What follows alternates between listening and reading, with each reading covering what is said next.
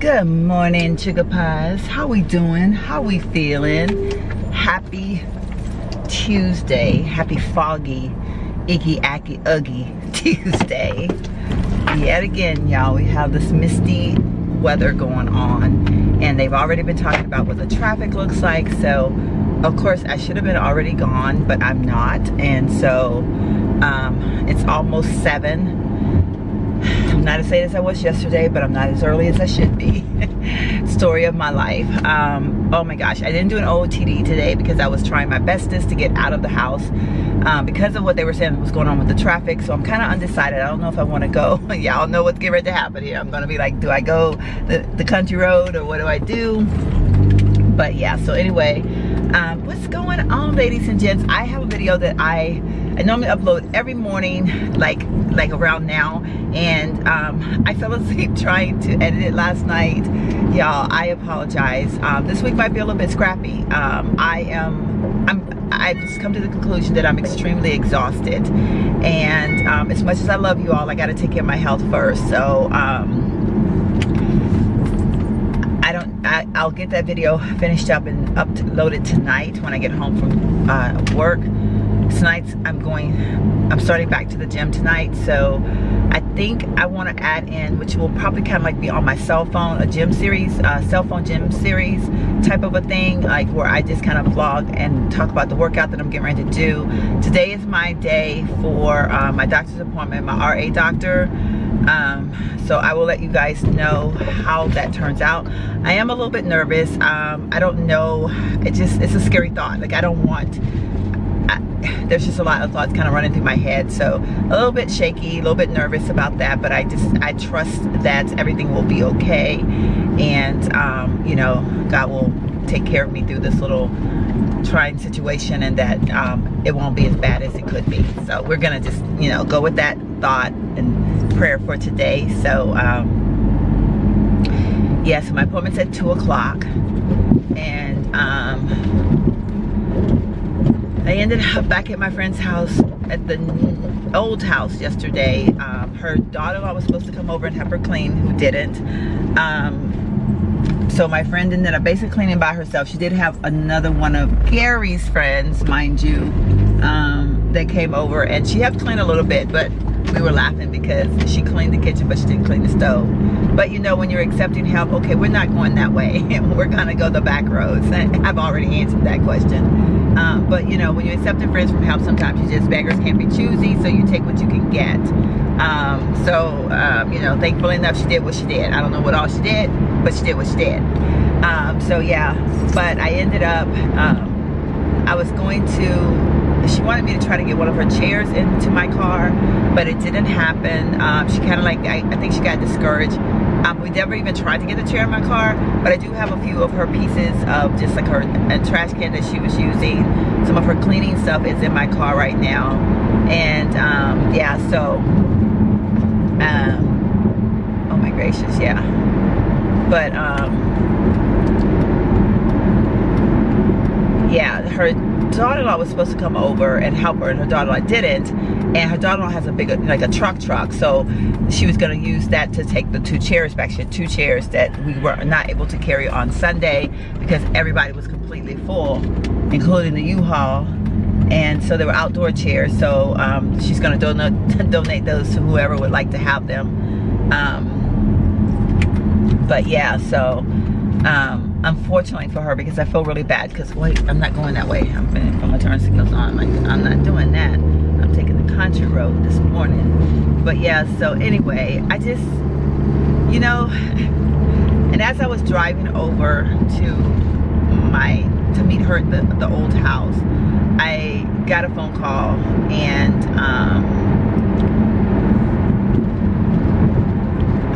gosh, I don't know if I want to say,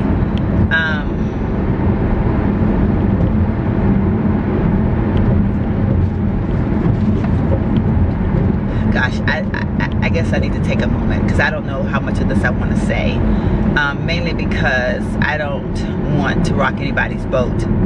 But okay, let's just talk about something. I'm going to talk very general for a minute, and we'll just go from there. I don't know, I've seen some comments come from men, names, if, you know, if they're faithful watchers. I don't know, you know, because I mean, my channel isn't like some girly female-ish type of a channel where I'm just sitting here putting on lipstick and makeup. So I mean, I guess a man could find my channel to be somewhat entertaining. So I don't know, but I know, and I don't know what age group of people I have watching my channel either, to be exact. But I will say this: if to any of the men that are watching this channel, and you're a father, and you have a blended family,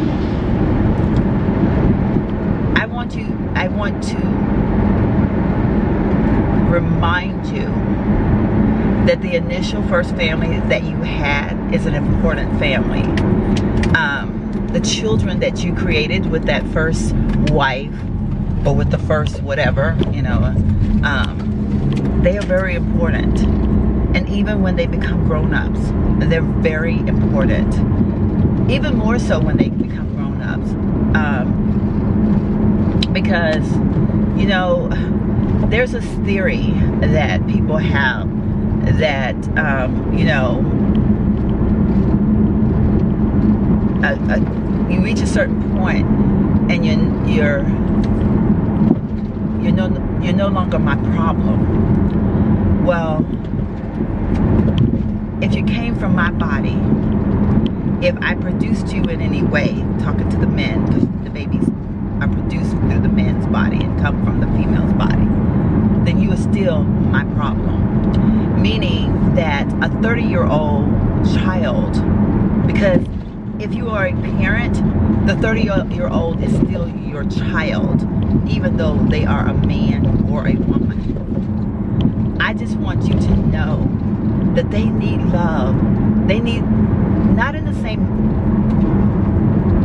content as maybe you did when they were young children, but they still need to know that you're proud of them. They want to show off. It's a different kind of love, because, you know, they get homes and they have start their families, and they create this world that they want you to be a part of in a different sense, to where you come over and they get to host to you. They get to allow you the opportunity to see their world, and that is such an important thing to a child.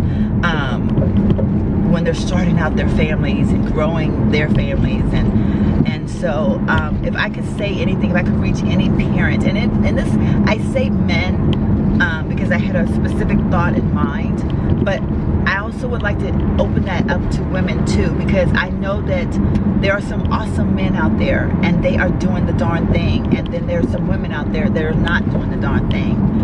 So I'm extending that. I should not ever have said just men, but I was thinking of a specific situation, and so I targeted men on that conversation. But I do want to say it's very, very important that parents understand that it's a different kind of love that they strive for. It's a different kind of approval that they long for. And you know, I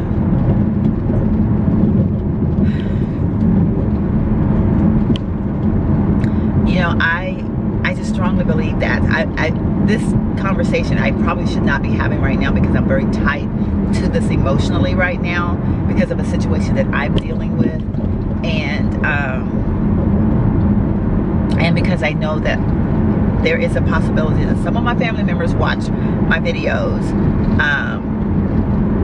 I don't want this to come across as I'm doing anything I shouldn't do or saying anything I shouldn't say, but I just want to encourage, and that, you know, if you tell, you know, we often talk about, you know, and you see TV shows about it, and it is addressed, and don't get me wrong, it should be addressed, because it is a serious situation when you have a separate families that go their separate ways, and there's that parent that doesn't show up on time, doesn't come to get the kid on time, or you know, chooses the new family over the old family, or you know, the work over the child, or anything else over the child, and the child is left standing. And you see the TV shows and you're like, you know, there's this child that, you know, where's my mommy or where's my daddy? I just want to add to that by saying it doesn't end when they're children. Like, the disappointment doesn't stop going. Like, if you make a promise to a 30-year-old that is your child, you need to still hold on to that promise, because that child is still a child in their mind, because you're still mom and dad. And I think about like how myself personally, the last time I went home, not when I went home when my father was and my parents were passing, but the times that I went home when my dad was still in the nursing home, and how I am as a child. I am, at that point I was, I don't know, 40 something, and I have always sat in my daddy's lap. When I go home, I would just sit in his lap for a small period of time and give him the biggest hug, because at that moment I was still his little girl. So when I went home, when he had his portion of his leg amputated, I remember looking down and thinking I would hurt him if I sat on his lap. So I got real close to him on the bed, and I was that little girl again. So when I tell you that parents, that your grown children, they're still your little boy or your little girl, and they still, when you tell them you're gonna do something, those eyes get big and those hearts get like just fulfilled with the thought of, you know, my daddy or my mommy's coming. Don't disappoint them. Don't disappoint them. Don't shove it off like it's nothing. There is no greater thing in this world than being there for your child. And you know, we as adults, you know, we're older. Like I'm, you know, I have aches and pains. You know, I have, you know, I get tired sooner than later now. You know, I admit it. But you know, I think about the day that I took my grandson to the Snow Fest, and I rode those rides, and I honestly, there were a few of them that when I got out of there, my knees were hurting, my hip was hurting, my back was hurting. I was like, oh my gracious. But y'all, I would have endured any kind of pain in the world to keep that smile on my grandson's face. So, you know, if you're traveling, there's not an amount of tiredness that should keep you from making your child, your grandchild, or whatever, your main priority. Like, you know, like you set foot on their soil, you head straight for the comfort, the embracement. Okay, y'all, I just had a moment. I just talked. I just got on a preaching spree, and I don't know. You know, sometimes y'all know I tell y'all that these videos, sometimes they just come, and this is something that I'm dealing with on a different level. And I know that I'm very emotionally tied to this conversation this morning, so forgive me if I sound a bit abrupt or a bit out there. But y'all know, I tell y'all, this is real.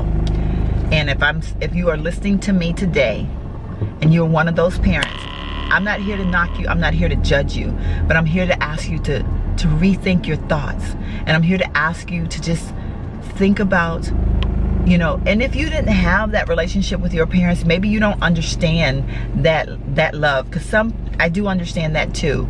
But look at your child, listen to your child, look at how your child may have been raised by the other parent, because regardless of how we want to come up with it, how we want to explain it, however we want to, you know, wherever the chips may fall, the truth of the matter is, if you came from a blended family and you didn't live in the same city, the same state, then one parent, the parent that the child stayed with the most or lived with, is the parent that basically was the primary molder of that child, because it's inevitable. I mean, you know, if you're with this parent, you know, 24/7 up until like visitation time or whatever, and then you go away for a week, or you go away for a summer, or you go away for 2 weeks, and you come back to the environment in which you just, that you left, where there's a parent that's taking care of you on a day-to-day basis, you're going to be molded in that parent's image more than likely. So if you are that other parent, look at how that parent that was the day-to-day caregiver, look at what they represent, because that is going to tell you what that child needs even as an adult. That is going to tell you the type of wife or husband that child is going to seek as an adult, because it doesn't come by chance. We mold our children to, they come an empty slate. They come bearing and knowing nothing. We mold them, we teach them, we train them, and then they become something. So look at their surroundings. If they're surrounded by nurturing and loving and caring and hugs and kisses and the parent that goes all out, and when I say that, I'm not talking about financial gain or financial spending. I'm talking about the parent that may not have anything financially, but they have this heartfelt, deepened love, and that's what they're offering, and that's what they're giving.